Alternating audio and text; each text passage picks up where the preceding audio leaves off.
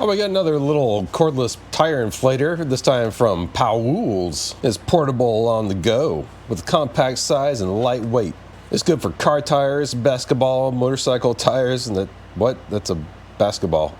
And that's a bicycle. And the mountain bike is a motorcycle. Yeah, it's kind of funny they got their icons mixed up. But anyway, I think these things are pretty self-explanatory at this point. You can go watch some of my other videos where I review these guys. Let's get this thing open, take a look at her.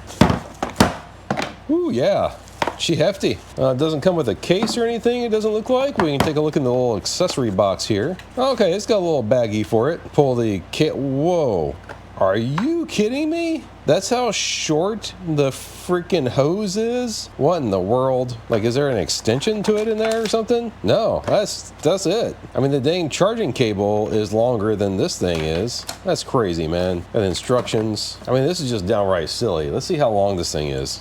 Try to sort out the Peyronie's disease here. Okay, it's like right at 8 inches, but really it's like 7 3/4 usable, I suppose. Like pretty much all the other ones of these that I've tested have at least been 12 inches, some of them longer. I mean, really, I think you kind of need it to be at least 12. Probably like 14 to 16 would be better. This is just silly, man.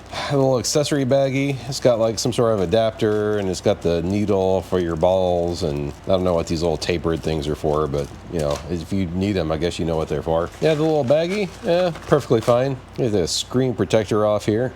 Whoa, that's on there tight. What the heck?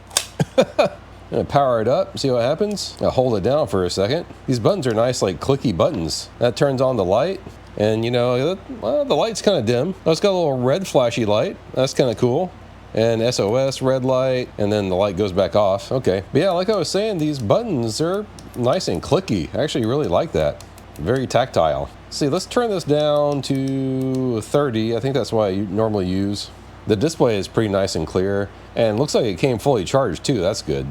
We'll see how long that lasts. But yeah, so I have the car set on 30 PSI. When you hit the mode button here, you switch to between the different settings and see if when we go back to car. Oh, no, it didn't remember. That's kind of interesting. Now, why didn't you remember what I had you set to? Let's see if we can set the user specified one here. Maybe it'll remember the user one. Okay, it's set to 30 now. I'm gonna hit the mode button, cycle back through all these guys.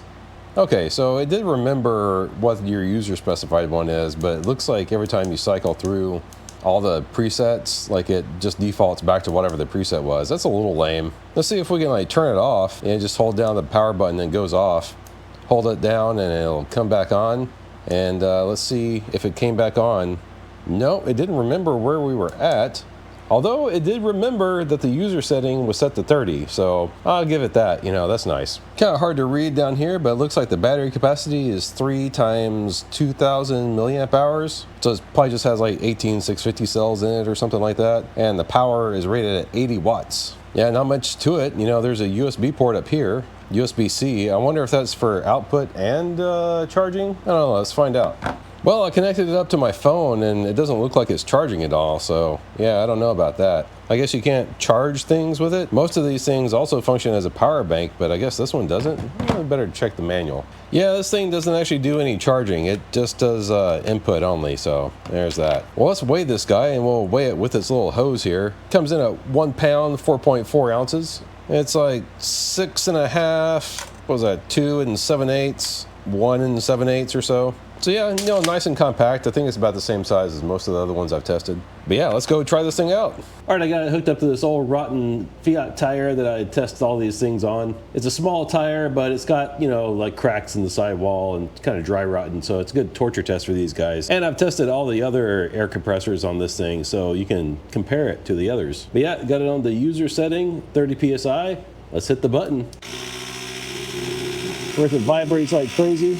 And as you'll notice, this little short thing, it wouldn't actually be able to sit on the ground and be like dangling from the valve stem, which probably isn't good for it. And I'll have a timer running so we can keep track of how long this thing takes. It doesn't really seem to be making any kind of progress, does it? I can see the tire moving a little bit. It's just going really slow. I mean, it's going really slow. Still hasn't registered anything on the pressure for the tire up here. Yeah, I really hate having to hold this thing, but since the hose is so dang short, you know, I can't really like set it anywhere. There we go. We finally have like some pressure reading. And you see, like even sitting here like this, it's dangling from the valve stem. That's not good. You don't want to be pulling on your valve stem like that. I guess the good news is that even though I'm having to hold it, it's not getting hot, at least not yet. You can kind of feel some like warm air coming through the vents right here. Looks like it has like a flow-through design for the air vents. I suppose there's some vents down here too. We started off with it indicating a full charge. I don't know if it really was fully charged or not, but as you can see, it's already kind of indicating it's about halfway charged. And we're not even halfway done filling this tire yet. We're down to 1 bar on the battery. Is it gonna make it? I don't know. The air hose is getting pretty darn hot, but the body of this guy is just kind of warm. It's not too hot to the touch. But yeah, all these small air compressors, they do get pretty darn hot. That's why you gotta have like the thick rubber coating on the connectors. Like even through the rubber coating, I can feel it's like pretty darn hot. I bet you this connector up here is hot. Yeah, that's hot too.